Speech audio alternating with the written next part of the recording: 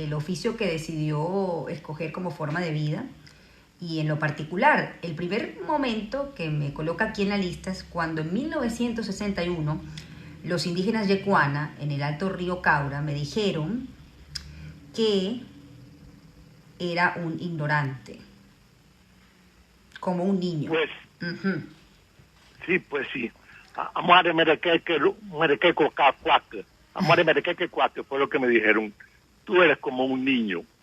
Y ocurrió, y esto me marcó para siempre, y por eso es que me parece interesante las preguntas que ustedes querían saber, las respuestas que ustedes querían saber. Es que esto me marcó para siempre. ¿Por qué? Porque yo era odontólogo graduado de la Universidad Central, estudiaba biología y simultáneamente estudiaba letras. O sea, tenía 3 carreras que había estado estudiando simultáneamente y con muchísima razón me consideraba un superdotado. En ese momento fui entonces a vivir con los yecuanas en el Alto Caura, con un misionero, Daniel Barandiarán. Y estando allá, pues, yo me creía, pues, el último trago del desierto. Y entonces ocurrió que uno de ellos, Ignacio, me preguntó, mira, ¿cómo se puede meter las sardinas en una lata? Me quedé un poco... Y entonces traté de explicarle que al vacío, calentándolas, etcétera, se podía meter... No tuve ningún éxito. Después, ¿cómo se puede hacer una olla de aluminio? Le expliqué que en la tierra que había ahí había la posibilidad de sacar el aluminio si tuviéramos unas baterías muy fuertes para poder aislar el material del aluminio. Después me preguntó cómo hacía yo mi hamaca, mi cama. Tampoco le pude contestar y después me preguntó que cómo se cultivaban las caraotas y que cuándo se maduraban las caraotas. Tampoco le pude responder.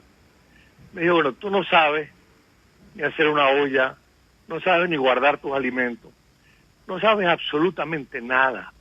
Para nosotros eres como un niño y vas a empezar a trabajar como un niño. Y así me pusieron a frisar la casa, el barro de la casa, porque yo no sabía hacer más nada. Eso para mí cambió mi vida totalmente, porque empecé a trabajar en la manera como ellos vivían, que era para hacer un soto, un hombre verdadero.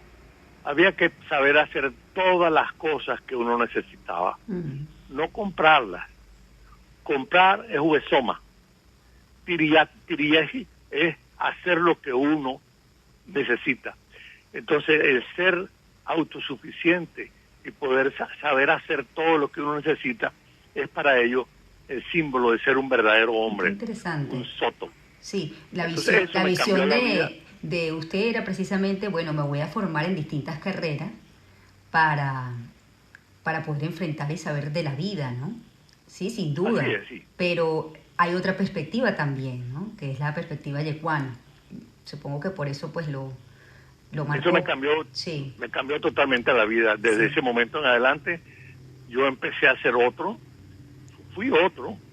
Y hay una pequeña anécdota que mi hijo Charles me preguntó, papá, ¿y cuándo regresaste tú de ese viaje? La respuesta era muy sencilla. Me tomó unos segundos entender que no había regresado más nunca. Que mi mente quedó en otra fase y en otras soluciones y en otra manera de ser. Eso pienso yo que es uno de los eventos más importantes que cambió mi vida. Ahora, ¿cómo llega un estudiante de letras, odontólogo, a dejar todo eso y dedicarse a estudiar profundamente, no solamente la cultura indígena, sino todo el trabajo que ha hecho Charles a lo largo del tiempo, como explorador venezolano, como naturalista, el hecho de documentar esto, ¿no? Hay una ansiedad que tuve prácticamente desde mi nacimiento. Y esa ansiedad era conocer todo, era ser un niño, conocer todo lo que estaba alrededor mío, pero esa ansiedad nunca se apagó. no sé si fue una gran ventaja o una enorme desventaja por la angustia permanente de querer saber de todo. Y esa angustia la reflejaba mi padre al decirme, ¿por qué tú no estudias una sola cosa y profundizas en vez de querer saber todas las cosas y ser como un mar llano? Y de esa manera teníamos siempre una discusión. Y era mi ansiedad por conocer todas las cosas, que ahora sé que es ser un polímata, un enciclopedista, y eso no se estila, o no se estilaba. El estilo era ser un especialista. Pues yo quería saber todas las cosas y eso me pasó toda la vida. Eso le pasa también a mi hija Karen y le pasa a algunos amigos míos también. Es como una enfermedad querer saber todas las cosas. Sí. Javier Mesa, entre ellos. Por lo tanto, es una propiedad, es una gran ventaja y es una enorme desventaja. ¿Por qué desventaja? No, desventaja porque la gente no entiende que uno tiene múltiples conocimientos y múltiples necesidades y se puede desarrollar en todos los campos. Estoy ahorita frente a 4 libros míos. Uno se llama Entrañas del Mundo Perdida, son los 4 últimos. El Desnudo en la Selva y Simbología de la Cestería Yecuana. Tengo otro libro más que es sobre un tatarabuelo mío que acabo de publicar. Era un guerrero de las guerras federales. Quiero decir, todo me interesa y todo lo llevo hasta el fin. Sí. Eso es una desventaja y una gran ventaja. A pasar al segundo momento que marcó su vida, el momento en el que estábamos por entrar a la cueva del Cerro Autana en 1971. ¿Por qué ese momento? Habíamos dado vueltas en una avioneta alrededor de ese Cerro Autana y dando vueltas habíamos encontrado que era una cueva que atravesaba la montaña de un lado a otro como el ojo de una aguja. Aquella ansiedad por conocer aquella cueva y unos aparentemente petroglifos que había en la pared, pues me hacían pensar de lo que ya se había visto en 1700, de que esa cueva podría haber servido como un refugio o una atalaya para alguna civilización. Entonces, por tratar de ver cómo eran esos petroglifos que estaban ahí en la pared, era para mí una necesidad extraordinaria. Por lo tanto, subimos a la cueva, a la cumbre de la montaña con un helicóptero de Codesur y descendimos hasta la cueva 150 metros en un rappel, pero terrible. Y David Knott, Bob Madden y mi persona ya pensábamos que en esa cueva pudieron haber pterodáctilos, porque esa cueva estuvo abierta cuando vivían los pterodáctilos hace 66 millones de años. Por lo tanto, íbamos con una gran cautela y el último momento decidimos los tres hacer el último paso juntos para poder ver la cueva de largo a largo en el propio aire, porque una cueva que está a 1.300 metros de altura. ¿Cómo se formó? Se pensaba que era formada por aire. Habían ahí restos de los huevos de los pterosauros. Habían los petroglifos aquellos que vimos. Civilizaciones anteriores habrían estado allí. Todo eso es una angustia y una cosa extraordinaria, una ansiedad de estar en el último momento descubriendo cosas para el mundo. Eso también me cambió la vida. Me parece interesante porque, bueno, ese niño curioso, ese joven curioso finalmente, porque la gente piensa cuando uno se especializa en distintas cosas, que está en una constante búsqueda de algo. Y uno suele preguntarle, bueno, pero ¿qué estás buscando? Me parece que ese momento en el que se descubre, que usted descubre esta cueva de Cerro Autana y lo que había dentro, es como haber conseguido uno de los objetivos, ¿no? O sea, hacer esa curiosidad constante, permanente que usted tiene. Sí, por eso lo marcó. Una ansiedad extraordinaria y eran muchos elementos a la misma vez. Sí. Y yo iba en búsqueda de esos elementos. Bueno, encontramos todas las cosas. La cueva no se formó por el viento, sino se formó por un río. Encontramos cantos rodados. La cueva resultó la más antigua del mundo, 1.000 millones de años, muchísimo, antes de que apareciera la vida en la Tierra. Algo extraordinario. El otro momento ese momento. Sí. El otro momento es cuando en 1974 colgaba en el aire a 350 metros dentro de la cima de Sarisariñama, la más voluminosa del mundo, y no sabían qué había dentro. Eso fue también una experiencia muy importante, porque estábamos colgando como si uno sale del balcón del Empire State Building, que tiene esa misma altura más o menos, y se lanza abajo. Es tan alto que no puedes reconocer si hay automóviles o personas abajo. La altura es tan alta que no puedes entender qué es lo que hay abajo.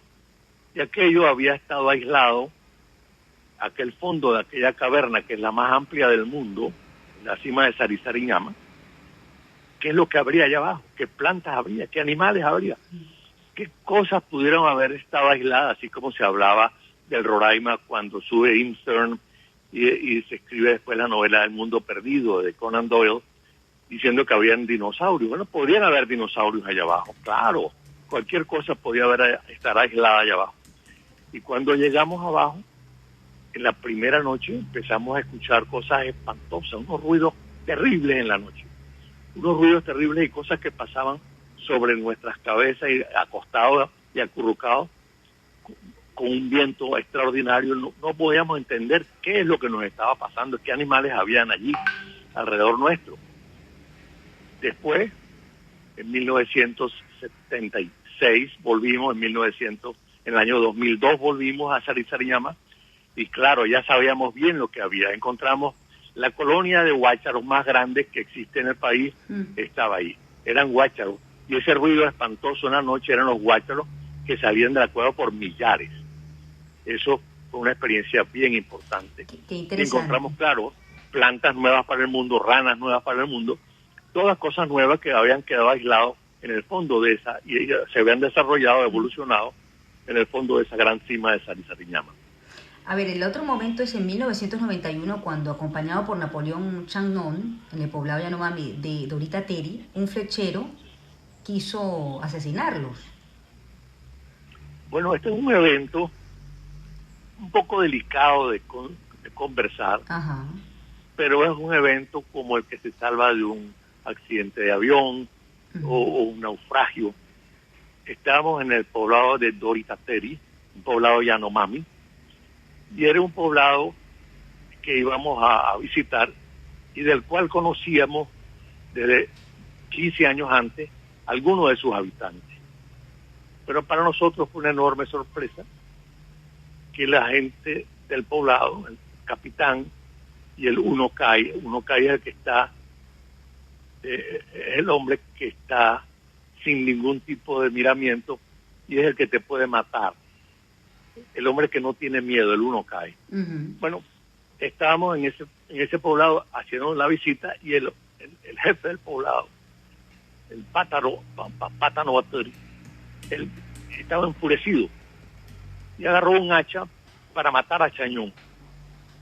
Y en ese golpe de hacha yo lo paré, le pegué un golpe a otro que estaba al lado y eso paralizó totalmente aquella acción.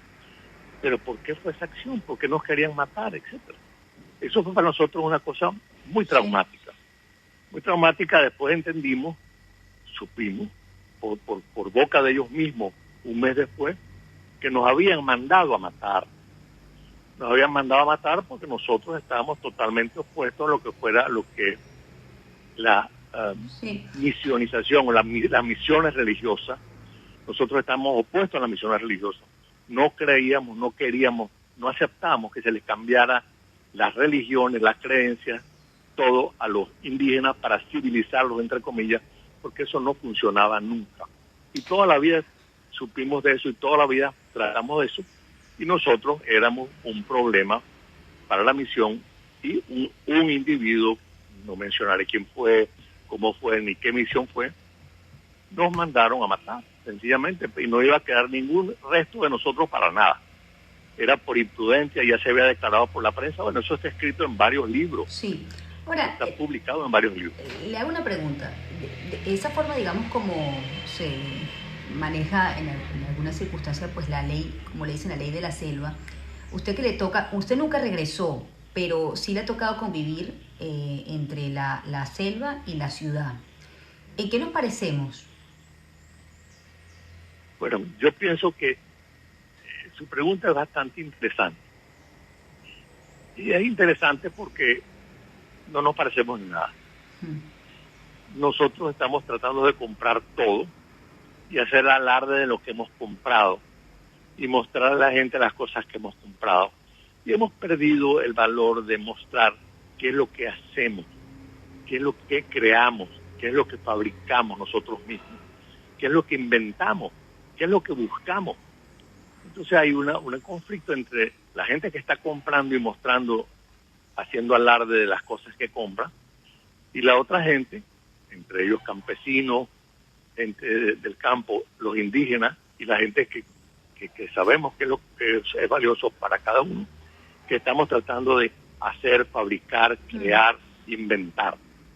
Esas dos cosas, y en la ciudad yo encuentro que ese conflicto en donde la mayor parte de la gente hace alarde de lo que compra, de lo que existe, de lo que viajan, de lo que beben, de lo que toman, pero nada de lo que hacen. Eso me parece a mí importante. Interesante esa reflexión.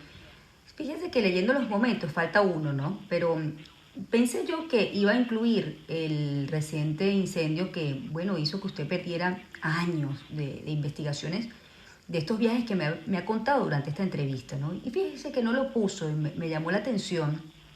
Me preguntaba yo, oye, fíjese que su pregunta y su inquietud es pertinente, porque al terminar las 5 capítulos, digamos, que ustedes me solicitaron, encontré que quizás ustedes estaban llamándome para que les hablara del incendio y se me había olvidado. Bueno, o sea, entonces quizás no, Marco. Bueno, usted sabe que yo me encargo precisamente, usted me manda una lista, pero yo me encargo de leer lo que no está allí, ¿no? Claro. Entonces me di cuenta de que no había hablado del incendio. El incendio indudablemente ha cambiado mi vida totalmente de nuevo, pero él ha cambiado también para mejor, porque me ha dado más intención de continuar en lo que estoy haciendo y darme cuenta muy profundamente que lo que he hecho, que las exploraciones que realicé, 200 y tantas expediciones en la selva, 80 ascensos a tepuyes, 500,000 de fotografías en los tepuyes, de los cuales 24,000 solamente son de plantas, parte de eso se salvó. Las plantas se me salvaron.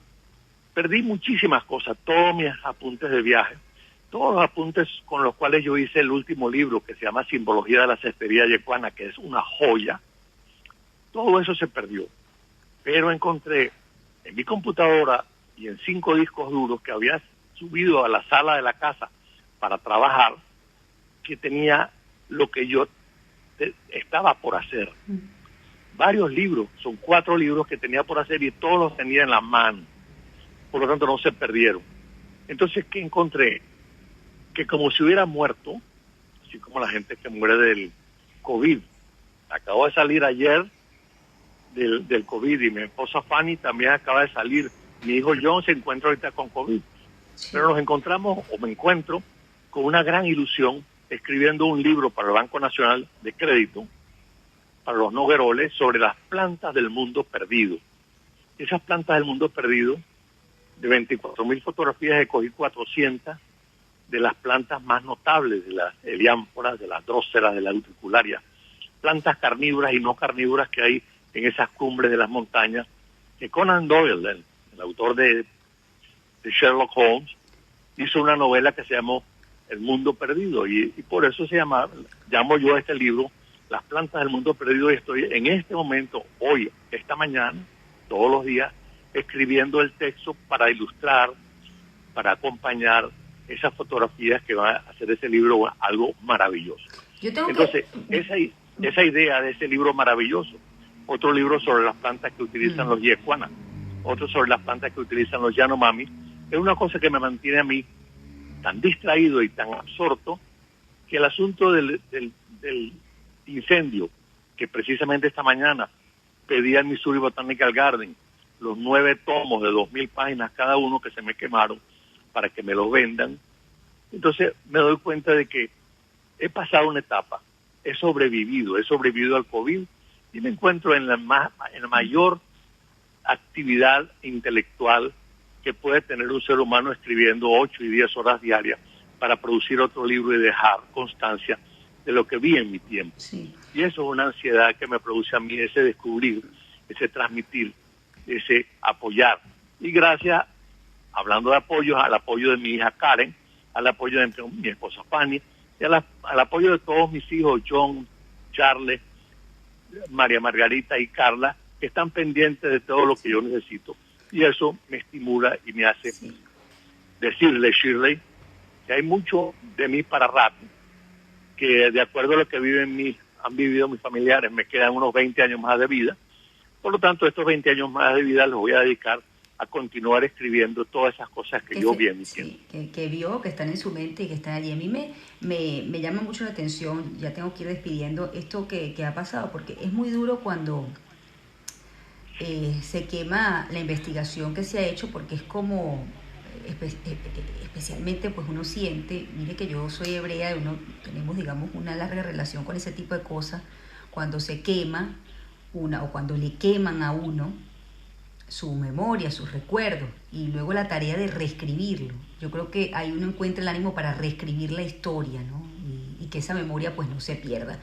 Yo tengo que despedirlo, Charles. Me queda un momento, pero mire, está tan interesante estas 5 huellas. Yo sé que usted va a tener 5 huellas más, entonces vamos a pautar otra entrevista en otro momento y seguimos conociendo más de estos momentos que han marcado la vida de Charles Ruber Carías. He disfrutado mucho la conversación, tanto que me he pasado el tiempo, pero le agradezco mucho que se haya tomado este tiempo para compartir conmigo estos momentos que marcaron su vida. Un abrazo para usted y su familia. Muchas gracias, Shirley, por ese tiempo que usted se tomó y por el interés que tomó en las cosas que yo hago sin realmente que nos hayamos conocido bien, pero claro que la conocemos a través de su trabajo. Y muy amable por haber tomado ese tiempo y esa oportunidad para yo poderme expresar. Por favor, también. Fue un gusto. Charles Ruber Carías, naturalista, fotógrafo y explorador venezolano. Hacemos una pausa, ya volvemos. Sonidos que